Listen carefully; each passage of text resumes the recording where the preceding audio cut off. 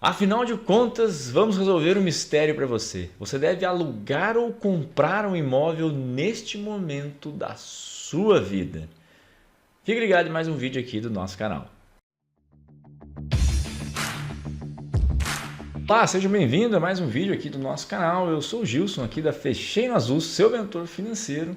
E hoje vamos falar de uma polêmica que isso aí dá até briga de família, gente. Eu já briguei com a minha família, discuti com sogra, com sogro. Tudo porque o quê? Será que vale a pena mesmo morar de aluguel? Será que vale a pena comprar uma casa? Né? Aquele ditado, né? Quem casa quer casa. Será que isso é verdade? O que eu devo fazer no momento que eu estou na minha vida? Então nesse vídeo fica ligado até o final que eu vou explicar para você como você deve tomar essa decisão tão importante na sua vida, que pode fazer muita diferença aí para suas condições financeiras e para o seu patrimônio aí no longo prazo. E para você que está assistindo aqui o nosso canal, sempre vê o nosso vídeo, deixa seu like, se inscreve no nosso canal, isso é muito importante, vai lá, se inscreve, não custa nada literalmente. Se inscreve no nosso canal, que isso ajuda muito a gente aqui a continuar fazendo conteúdo para vocês. E eu fico muito feliz que vocês consigam aproveitar desse conteúdo e melhorar suas condições de vida. Eu já fui um endividado, já fui totalmente desorganizado financeiramente, depois que eu consegui aprender aqui técnicas, métodos, melhorei muito minha vida. Então, eu acredito mesmo, de verdade, que a disseminação de conhecimento de finanças, né, não só aqui do nosso canal, de outros também, é muito importante para a sociedade. Então, se inscreve lá, deixe seu like. E sem mais delongas, vamos para a parte principal desse vídeo. Para a gente tomar essa decisão de comprar ou alugar um imóvel, a gente tem dois aspectos que a gente deve considerar. Eu vou falar dos dois e também vou até simular aqui na minha planilha o que vocês devem fazer aí, só para vocês terem uma ideia do montante de dinheiro que vocês vão precisar ter na hora de comprar ou alugar uma casa, né? Bom, primeira coisa, o primeiro aspecto que vocês têm que considerar, né, é o aspecto emocional. E o que é isso? Aspecto emocional, normalmente, o lado financeiro ele fica um pouquinho de lado e a gente tem que tomar certos cuidados com isso daí. Tem problema? Não. Eu acho que casa, falando especificamente desse bem, que é praticamente um sonho do brasileiro, ele tem que ser pensado com cuidado, né? E o emocional, aquela ânsia de ter a casa, pode às vezes atrapalhar uma negociação ou o timing de você fazer essa aquisição na sua vida não ser o certo. Por exemplo, no início da sua vida, né, você está começando um relacionamento, você se casou, começa a morar junto.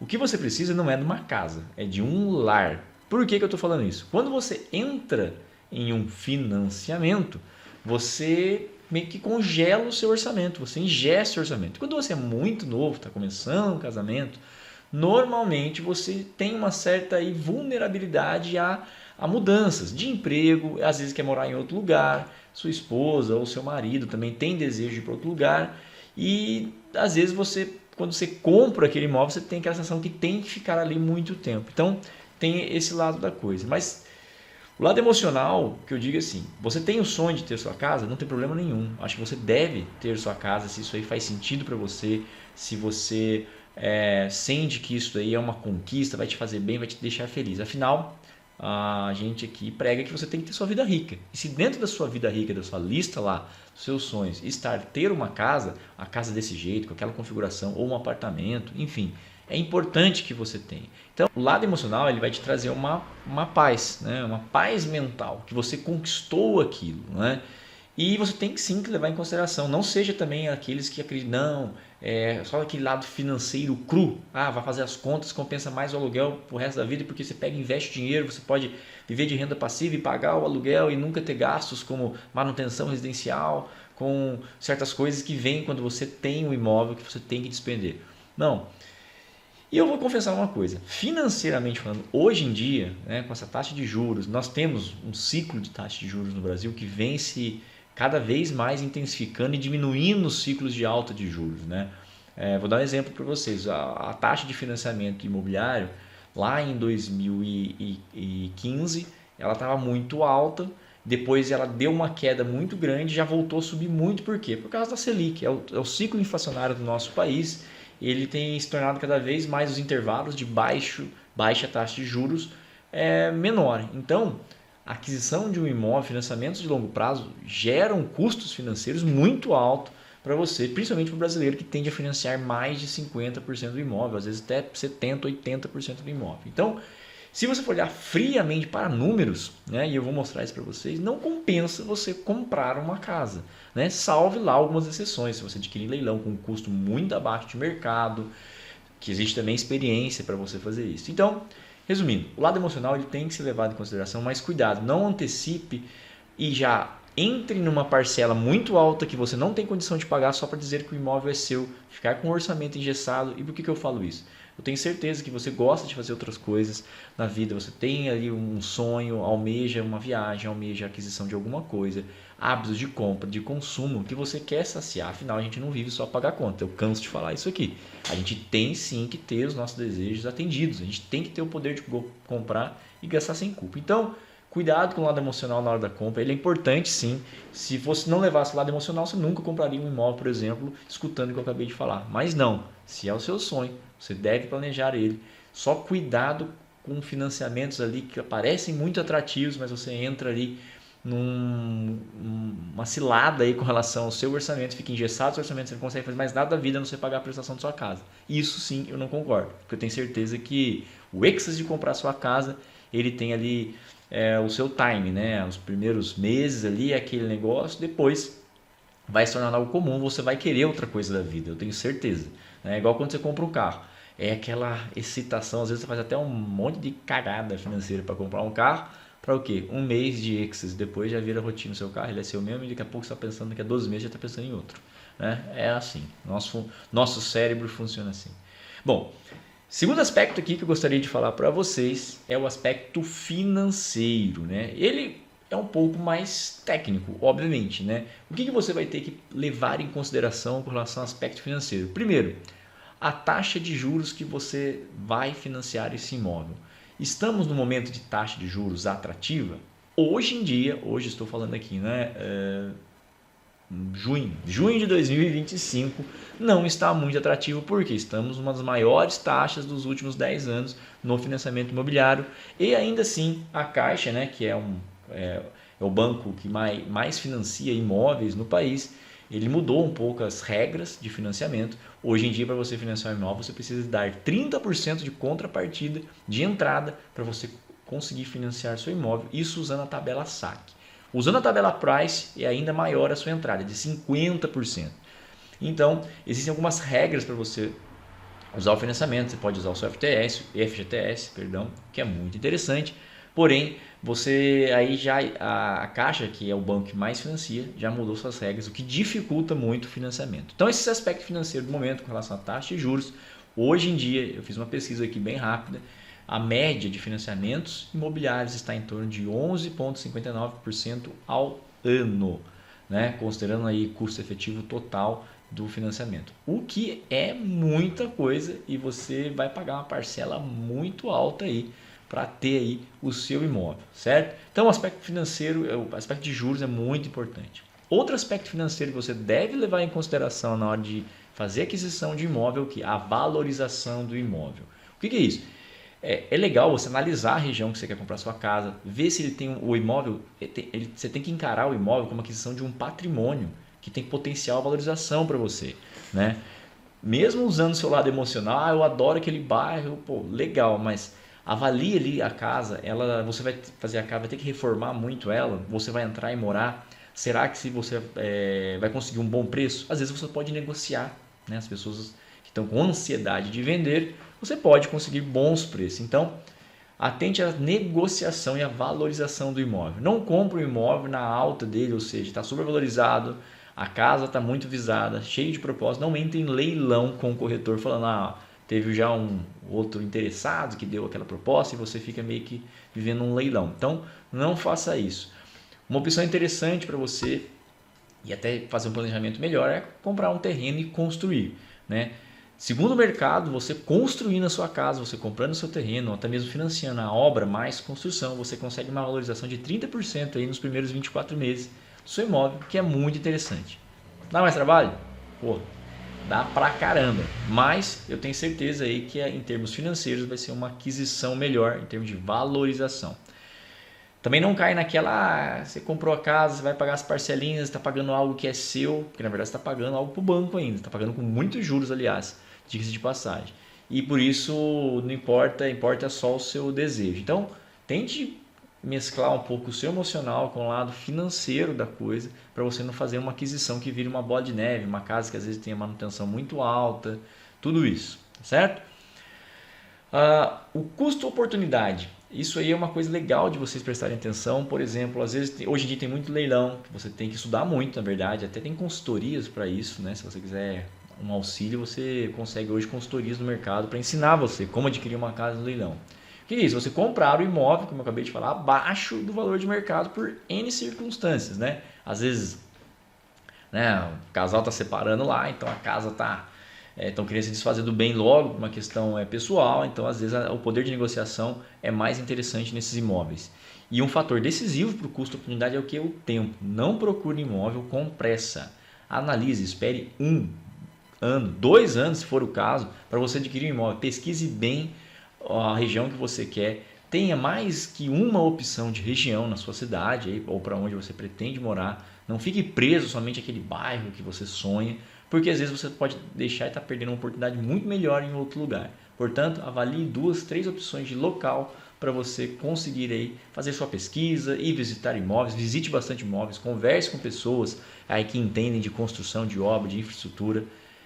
Comprar casa dá trabalho também, não só construir ela, como eu falei, mas comprar tem que dar trabalho porque você vai fazer uma boa aquisição. Se você fica aí 6 meses pesquisando seu carro, quando você vai comprar um seminovo, querendo achar aquela, o pessoal fala mesmo, mosca branca, por que você não vai fazer isso com um bem que é muito mais importante e muito mais difícil também se desfazer se você não gostar, que é a sua casa, né? Bom, agora vamos para a parte mais legal, né? Eu que sou engenheiro adoro planilha, né? Então eu trouxe aqui para vocês uma planilha a qual eu vou simular aqui um financiamento de um imóvel hipotético aqui, e vou fazer os meus comentários, o que eu acho disso, como vocês podem interpretar essa planilha. Estamos aqui na minha planilha, o simulador de imóvel, né? Ou melhor, comprar ou alugar um imóvel. Bom, aqui ó, eu comprei, ó, tô me achando. Eu fiz uma simulação aqui de um imóvel valendo R$800 mil, né? E para você dar de entrada hoje, seguindo as normas da Caixa, mas você pode tentar em outro banco também. Eu estou fazendo no que é mais usual aqui para o brasileiro, né? Mas é legal você negociar nos lugares. Dando 30% do valor do imóvel, que é igual a R$240 mil. Podem vir o quê? Via dinheiro guardado, que você investiu durante anos, poupou e tem, mais o seu FGTS, para quem é CLT também tem essa oportunidade de usar o FGTS para esse fim. A taxa de financiamento, conforme eu falei lá, eu estou usando aqui 11,59%, estou fazendo no momento atual, isso pode variar muito no decorrer do tempo, né? Esse vídeo aí eu estou gravando, até é um vídeo que é atemporal, mas você tem que tomar cuidado aqui com a taxa de juros para não enviesar você em tomar alguma decisão. Vamos lá. Prazo de meses, 360 meses, que é o prazo que a Caixa usa, o máximo lá deles, que eu acredito, que é de 30 anos. E aqui, o que é importante nessa planilha? Valor disponível para investimento mensal. O que é interessante aqui para você saber se você vai alugar ou comprar? Você tem que, né, a gente sempre prega que você tem que investir. Uma parte da sua renda, você não deve gastar tudo que você ganha, né? Aquela coisa óbvia, escutou lá milhões de vezes. Mas é a verdade, você tem que prestar atenção no orçamento, você tem que ter um orçamento doméstico. Aliás, se você quer saber um pouquinho como fazer um orçamento doméstico, como lidar com a vida 2, fazer uma gestão financeira melhor do seu lar, aprender a conquistar coisas, saber fazer um planejamento financeiro, que é muito diferente de simplesmente ter uma planilha onde você anota os seus gastos, eu convido você a clicar no link aqui embaixo que eu deixei na descrição e conhecer o curso Planejei, que é da Fechinho Azul, onde você vai ter lá todo o suporte, todo acesso, plantão de tirar dúvidas, para você conseguir montar o seu planejamento financeiro, certo? Bom, feito esse disclaimer, voltando aqui. Então eu considerei aqui que você, né, uma casa, R$800 mil, se você comprar um imóvel, você tem aí R$2 mil para investir. É uma simulação, você pode pôr o que você tem capacidade no momento do seu orçamento para investir. Obviamente, né, via de regra, via de livro, o ideal é você poupar aí de 15% ao menos a 20% do seu orçamento para este fim de conquistas de médio, curto e longo prazo, né, além da sua aposentadoria.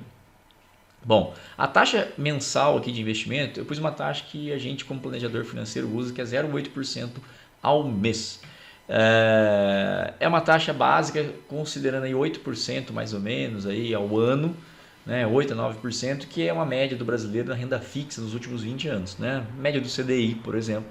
Então, eu acho que é um número bem conservador, embora hoje está muito maior que isso. Hoje está chegando no ponto de 1,1%, 1,2% ao mês. E a inflação média no Brasil nos últimos 20 anos, o IPCA, que normalmente o IGPM ele gira em torno do IPCA, às vezes até menor, né? De 4,5%. Por que isso é importante? É para você saber o ganho real do seu investimento. Né? O seu investimento vale o quê? Vale o que está acima da inflação. Se o seu investimento está abaixo da inflação, você tem um problema. Né? Bom, então, resumindo aqui, o que minha planilha me deu aqui de resultado, né? Bom, valor recebido aqui, 560 mil, é o valor que você vai financiar. A primeira parcela vai custar R$ 6.696 e a última R$ 1.569. Eu simulei a tabela SAC, que é a mais usada, mas você também pode fazer a simulação. Até no site da Caixa tem. Posso deixar o link aqui também na descrição depois. Tem que lembrar. E você vai ter uma parcela aqui bem alta para financiar tudo isso aqui com essa taxa de juros. Né? E como que chega nessa parcela? É baseando na taxa de juros e nos custos efetivos da operação. Resultado final aqui. Ó. O que significa esse resultado aqui? Significa o tanto que você gastou no decorrer dos anos com o financiamento e com o aluguel. Como que ele faz a conta do aluguel? Tem uma abinha aqui, aluguel. Ele considera que o aluguel seu é mais ou menos 0,4% do valor do imóvel, que é uma média imobiliária bem razoável para você usar. E os reajustes desse aluguel conforme a inflação que eu coloquei lá na primeira planilha. Então é assim que ele faz a conta aqui, a minha planilha.